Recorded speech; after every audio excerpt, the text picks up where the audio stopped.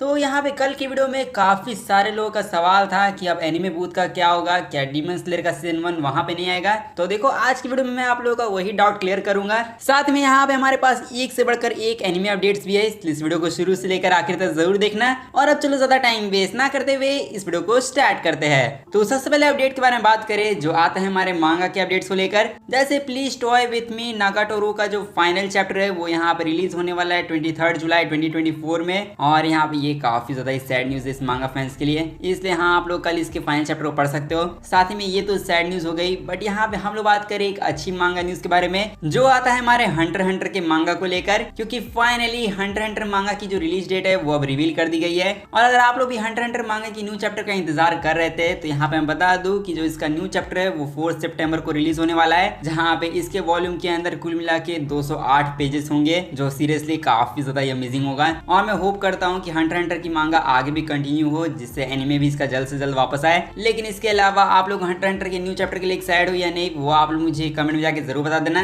साथ में इसके बाद नेक्स्ट अपडेट के बारे में बात करें जो आता है हमारे जंप फेस्टा को लेकर। और यहाँ पे जंप फेस्टा को कौन ही भूल सकता है, क्योंकि पिछले बार तो जंप फेस्टा में ऐसे ऐसे अपडेट्स आए थे जिसको देखकर एनिमे फैंस तो काफी ज्यादा खुश हो गए थे। बट यहाँ पे एनिमे फैंस और मांगा फैंस जितने भी है वो सब अब तैयार हो जाओ, क्योंकि जंप फेस्टा 2025 अनाउंस हो चुका है, जहाँ पे इसकी ऑफिशियल रिलीज डेट भी आ चुकी है, जिसके अकॉर्डिंग यहाँ पे ये 21 दिसंबर से लेकर 22 दिसंबर 2024 में होगा। बट अगर आप लोग याद होगा तो अपने गिगे अगुतामे यानी जो जुजुत्सु काइसेन के क्रिएटर है, उन्होंने लास्ट जंप फेस्टा के अंदर बोला था कि अगले जंप फेस्टा के अंदर जीजेके मांगा सीरीज को सीरियलाइज नहीं किया जाएगा। और बेसिकली गिगे अगुतामे के कहने का मतलब ये था कि अगले जंप फेस्टा में हम लोगों को जुजुत्सु काइसेन की मांगा को लेकर कुछ भी न्यूज सुनने को नहीं मिलेगी, क्योंकि उससे पहले ही जीजेके मांगा एंड होने वाली है। और हमारे पास जंप फेस्टा 2025 की ऑफिशियल रिलीज डेट भी आ चुकी है, जिसके हिसाब से अगर कैलकुलेशन किया जाए तो जंप फेस्टा 2025 के खत्म होने से पहले यहाँ पे जीजेके के 15 से 18 चैप्टर्स आ सकते हैं। और इसका मतलब ये भी है कि 15 से 18 चैप्टर्स के बीच में जीजेके सीरीज एंड हो सकती है। और अभी तक ये कंफर्म तो नहीं है, बट स्टिल यहाँ पे जीजेके अपने फाइनल आर्क में है। और वैसे भी सुकुना बहुत टाइम से लड़ रहा है, तो मुझे नहीं लगता अब सुकुना ज्यादा देर टिकेगा।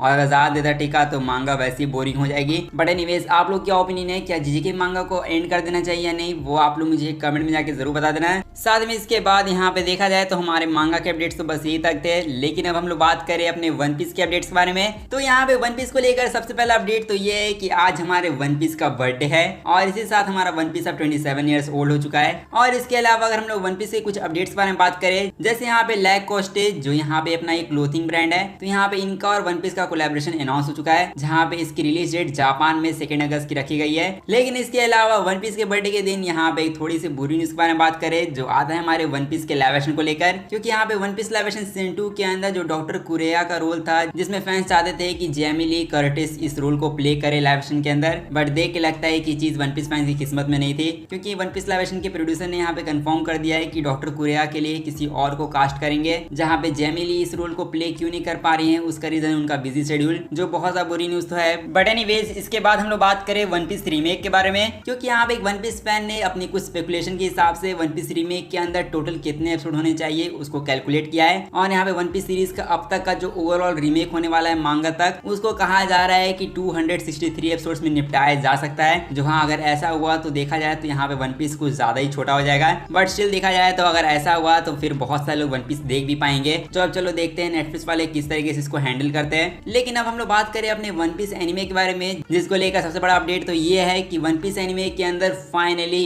इमो समा की वॉइस रिवील होने वाली है। और ये रिवील होने वाला है वन पीस के एपिसोड 1119 में, जहां अब 1119 के अंदर इमो के वॉइस एक्टर को रिवील किया जाएगा, साथ में साबो के भी न्यू वॉइस एक्टर को रिवील किया जाएगा। और अब चलो फाइनली यहाँ पर इतने टाइम बाद ही सही, लेकिन अब इमो समा के बारे में पता चल जाएगा कि वो मेल है या फिर फीमेल। और इसके अलावा यहाँ पे एक और चीज मैं आप लोग बताऊं तो यहाँ पे वन पीस के इस साल आप लोग कौन कौन से मेन एपिसोड देखने मिलेंगे उसके बारे में बात करें। जैसे जुलाई के अंदर आप लोग गार्प वाला एपिसोड देखने मिलेगा, अगस्त के महीने में आप लोगों को मैरी जॉयस का इंसिडेंट देखने मिलेगा, और इसके अलावा साबो वर्सेस गोरोसी की फाइट सितंबर में देखने मिल सकती है, अक्टूबर में गार्प वर्सेस कुजान की फाइट देखने मिलेगी, और इसके अलावा नवंबर में आप लोगों को किजारू वर्सेस लूफी की फाइट देखने मिलेगी, और दिसंबर में आप लोगों को सैटर्न का ट्रांसफॉर्मेशन देखने मिलेगा। बट यहाँ पे आप लोग कौन से एपिसोड का इंतजार कर रहे हो वो आप लोग बता सकते हो कमेंट में जाके। अब हालांकि हम लोगों ने वन पीस की न्यूज के बारे में बात कर लिया है, तो यहाँ पर अब हम लोग बात करें अपने कुछ क्रेजी एनिमे न्यूज के बारे में। जैसे यहाँ पे 7 डेडली सिंस के मांगा के जो एडिटर है, उन्होंने यहाँ पे अपनी वाइफ का मर्डर कर दिया है, और ये बहुत डिस्टर्बिंग न्यूज है, जिसके लिए यहाँ पे इस आदमी को 11 साल के लिए जेल हुई है। और अब इस टॉपिक को ज्यादा ना छेड़ते करते हुए अगर हम लोग बात करें अपने नेक्स्ट अपडेट बारे में, जो आता है द इल्यूसिव समुराई एनिमे को लेकर, जिसको लेकर आप लोग याद होगा कि मैंने हाल फिलहाल में ही आप लोग को ये एनिमे रिकमेंड किया था और होप करता हूँ कि शायद आप लोग इस एनिमे को देख रहे होगे। और अगर नहीं देख रहे हो तो यहाँ पे ड्रैगन बॉल फैंस आप लोग ही इस एनिमे को देखना स्टार्ट कर दो, क्योंकि द इल्यूसिव समुराई के अंदर हमें ड्रैगन बॉल का रेफरेंस देखने मिला है, जहाँ पे आप लोग खुद देख सकते हो कि अपना यूरिशिकी तो पूरा खुद गोकू ही बन चुका है। अब हालांकि यूरिशिकी को लेकर मैं आप लोगों को अगर एक फन फैक्ट बताऊं तो यहाँ पे यूरिशिकी को जापानीज के अंदर वही वॉइस एक्टर वॉइस दे रहे हैं जिन्होंने जापानीज के अंदर गोजो, बुद्धा और साथ में हुतारो, कुरो, इन सारे कैरेक्टर को ही योइची नाकामुरा ने जापानीज के अंदर वॉइस दी है, जो चलो काफी सही है। लेकिन इसके अलावा अब हम लोग बात करें अपनी कुछ और भी एनिमे अपडेट्स बारे में, जैसे the rising of the shield hero का सीजन 4 ऑफिशियली तौर पे अनाउंस हो चुका है की विजुअल के साथ। और इसके अलावा अगर आप लोग कपल ऑफ कुकूज के फैन हो तो यहाँ पे इसकी सीरीज को लेकर एक ह्यूज अनाउंसमेंट होने वाली है 31 जुलाई 2024 में, जहाँ पे इसकी announcement weekly shonen jump magazine में होगी। अब हालांकि काफी सारे लोग पूछ रहे हैं कि इसका सीजन 2 आएगा या नहीं, तो देखो हो सकता है कि सीजन 2 यहाँ पे अनाउंस हो जाए, क्योंकि यहाँ पे ह्यूज अनाउंसमेंट की बात हो रही है, तो यहाँ पे हो सकता है कि ह्यूज अनाउंसमेंट एनिमे को लेकर ही हो। अब हालांकि जो भी अनाउंसमेंट होगी वो तो मैं आप लोग बता दूंगा। इसलिए यहाँ पे हम लोग बात करें अपने नेक्स्ट एनिमे के बारे में, जो आता है हमारा longer life in another world के एनिमे को लेकर, जो यहाँ पे शेड्यूल हो चुका है अक्टूबर 2024 के लिए। और इसके अलावा अगर आप लोग आर्केन सीरीज के फैन हो तो मैं बता दूं कि आर्केन सीजन 2 का हमें ट्रेलर देखने मिल चुका है, जहाँ पे आर्केन का जो सीजन 2 है वो नेटफ्लिक्स के ऊपर स्टार्ट होने वाला है इस नवंबर को।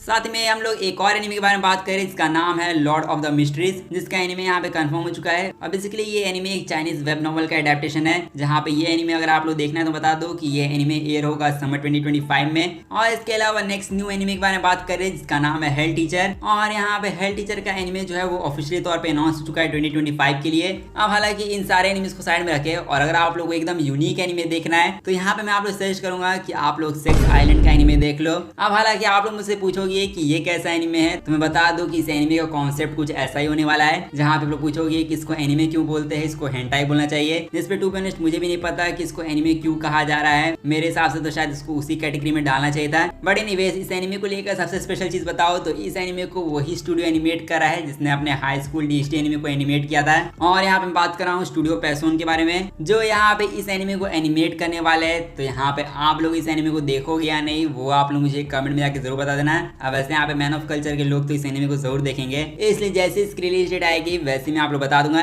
अब वैसे देखा जाए तो यहाँ पे मैंने आप लोगों को काफी अच्छी न्यूज अब तक दे दी है, बट यहाँ पे फिर से हम लोग कुछ अपने सैड एनिमे न्यूज के बारे में बात करें। जैसे सबसे पहले तो मैं बात करना चाहूंगा एमएचए फैंस से, क्योंकि यहाँ पे एमएचए सीजन 7 अगर आप लोग देख रहे होगे तो माय हिरो एकेडमी का जो अभी लेटेस्ट एपिसोड आया है उसको देखने के बाद तो यहाँ पे हर एमएचए फैंस की आंखों से आंसू आ गए होंगे। और अब बाकुगो के साथ क्या होगा वो तो हम लोग को आने वाले एपिसोड में पता चलेगा। और अगर आप लोग एमएचए सीजन 7 के नेक्स्ट एपिसोड का इंतजार कर रहे हो तो मैं बता दूं कि नेक्स्ट एपिसोड नेक्स्ट वीक को नहीं आने वाला है, क्योंकि नेक्स्ट वीक को एक ओलंपिक ब्रॉडकास्ट होगा जिसकी वजह से यहाँ पे ब्रेक लिया गया है। और अब यहाँ पे एमएचए सीजन 7 का जो एपिसोड 12 है वो यहाँ पे एयर होने वाला है 3 अगस्त के दिन, जो हाँ यहाँ पे एमएचए फैंस को अभी इंतजार करना पड़ेगा। लेकिन अभी माय हिरो एकेडमी का लेटेस्ट एपिसोड अगर आप लोगों ने देखा है तो उस एपिसोड को देखने के बाद आप लोग क्या ओपिनियन है वो आप लोग मुझे कमेंट में जाके बता सकते हो। अब वैसे यहाँ पे एमएचए के अलावा भी कुछ 2 एनिमेज और है जिनके एपिसोड को डिले कर दिया गया है, जैसे सोशिमिन और विस्टोरिया वांड एंड स्वॉर्ड का जो न्यू एपिसोड है वो नेक्स्ट वीक रिलीज नहीं होगा। अब ये दोनों का जो एपिसोड 4 है वो यहाँ पे शेड्यूल हो चुका है 4 अगस्त 2024 के लिए। अब हालांकि देखा जाए तो यहाँ पे मैंने आप लोगों को सारे एनिमे अपडेट्स मैंने बता दिया है। तो यहाँ पर हम लोग बात करें अपने लास्ट अपडेट के बारे में, जो आता है अपने एनिमे बूथ को लेकर,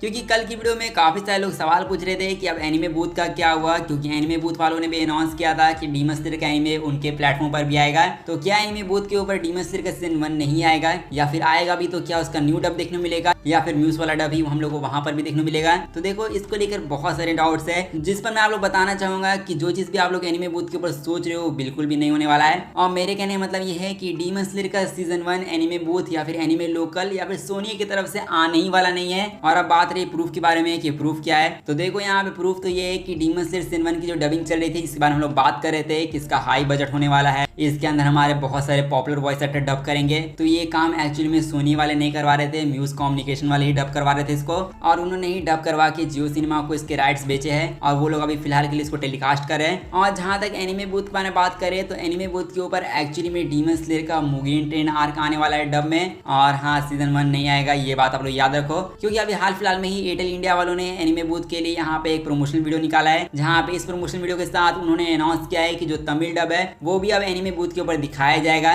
जहाँ पे इस प्रोमो के अंदर हम लोग को डीमन स्लेयर की भी झलक देखने मिली है। और अगर आप लोग इस प्रमोशनल वीडियो को ध्यान से देखोगे तो ये पूरा वीडियो तो तमिल में है, बट डीमन स्लेयर का जो सीन दिखाया गया है वो मुगेन ट्रेन आर्क का सीन है। और हाँ, इससे आप लोग ये समझ जाओ कि मुगेन ट्रेन आर्क आने वाला है। और यहाँ पे आप लोग सोच रहे हो कि अगर मुगेन ट्रेन आर्क आने वाला है तो शायद हो सकता है कि न्यू डब में आए, जिस पर मैंने आप लोग को ऑलरेडी बोल दिया है कि जैसा आप लोग सोचोगे वो बिल्कुल भी नहीं होगा। क्योंकि एनिमे बूथ वालों ने क्या किया आप लोगों को पता है। एनिमे बूथ ने यहाँ पे फैसला किया है कि जो क्रंचीरोल का बो स्टूडियो वाला डब है, मतलब हाँ वही जो डीमन स्लेयर का लेजेंडरी डब है, वही हम लोग को एनिमे बूथ पर देखने को मिलेगा। और न्यू डबिंग इसीलिए नहीं करवाई गई क्योंकि यहाँ पे सोनी है और क्रंचीरोल दोनों ही सोनी कंपनी के अंडर आती है, और इसीलिए सोनी कंपनी ने इसको डब करवाने का सोचा ही नहीं। उन्होंने सोचा कि अग्निशक्ति देगी मुक्ति से ही फैंस खुश हो जाएंगे, और इसीलिए उन्होंने डिसाइड किया है कि जो बो स्टूडियो का लेजेंडरी डब है वही हम लोगों को देखने को मिलने वाला है एनिमे बूथ पर, जिस पर आप लोग जैसा फील कर रहे हो वैसा ही मैं भी यहाँ पे फील कर रहा हूँ। बट यहाँ पे लोग भूलना नहीं चाहिए कि एनिमे बूथ अपना एक गोट चैनल है, इसलिए यहाँ पे गोट चैनल के ऊपर तो लेजेंडरी डब दिखाया जाएगा। और अगर आप लोग को लेजेंडरी डब नहीं देखना है तो आप लोग आ सकते हो जियो सिनेमा पर, क्योंकि यहाँ पे जियो सिनेमा जब डीमन स्लेयर की top notch quality Hindi dub यहाँ पे हम लोग को फ्री में दिखा रही है, तो यहाँ पे क्रंचीरोल और एनिमे बूथ को जो पैसे देकर हम लोग बो स्टूडियो की डबिंग को सपोर्ट करें, उसको सपोर्ट करने से तो लाख गुना अच्छा ये है कि हम लोग जियो सिनेमा को सपोर्ट करें। क्योंकि यहाँ पे म्यूज कम्युनिकेशन ने जो सीजन 1 की डबिंग की है वो बहुत ज्यादा अच्छी है, और स्पेशली कल मैंने जेनेत्सु की वॉइस सुनी है, और टू बेनेस जेनेत्सु की वॉइस यहाँ पे पहली बार मुझे बहुत अच्छी लगी। क्योंकि जब भी बो स्टूडियो वाले जेनेत्सु को डब करवाते थे तब उसकी वॉइस यहाँ पे मुझे फेक लगती थी, ऐसा लगता था कि जेनेत्सु की वॉइस यहाँ पे बहुत ज्यादा फेक साउंड करी है। बट कल जब मैंने म्यूज कम्युनिकेशन की डीमन स्लेयर की डबिंग में जेनेत्सु की वॉइस सुनी तो यहाँ पे उसकी वॉइस मुझे एक्चुअली में पसंद आई, और शोर होकर कहता हूँ कि वॉइस आप लोगों को पसंद आएगी। इसलिए यहाँ पे मैं कहना चाहूंगा कि डीमन स्लेयर की क्वालिटी डबिंग को आप लोग सपोर्ट करो। यहाँ पे इसकी डेली 2 न्यू एपिसोड आप लोग को रात के 10:30 बजे जियो सिनेमा पर देखने मिलेंगे, जहाँ पर अभी फिलहाल के लिए एपिसोड 5 और 6 हिंदी डब में आ चुका है। और जहाँ तक बात करें एपिसोड 7 और 8 के बारे में, जिसके लिए आप लोग तैयार हो जाओ, क्योंकि 7 और 8 एपिसोड के अंदर तो हमारे मुजान जैक्सन की एंट्री होगी, और अब उसको यहाँ पे कौन वॉइस देने वाले हैं वो तो मैंने आप लोग को क्लियर कर दिया है। इसलिए यहाँ पे मैं होप करता हूँ कि जो आप लोग के अब सारे डाउट्स है वो क्लियर हो गए होंगे। इसलिए आज की इस वीडियो को यहीं पर एंड करते हैं। सो आई होप करता हूँ आप लोग को वीडियो अच्छा होगा। तो अगर आप लोग को वीडियो अच्छा लगा है तो जाके इस वीडियो को लाइक कर दो, और साथ में चैनल को भी जाके सब्सक्राइब कर दो ऐसी ही अमेजिंग कंटेंट के लिए। और अब मैं मिलता हूँ आप लोगों से बस ऐसी ही एक वीडियो में, तब तक के लिए गुड बाय।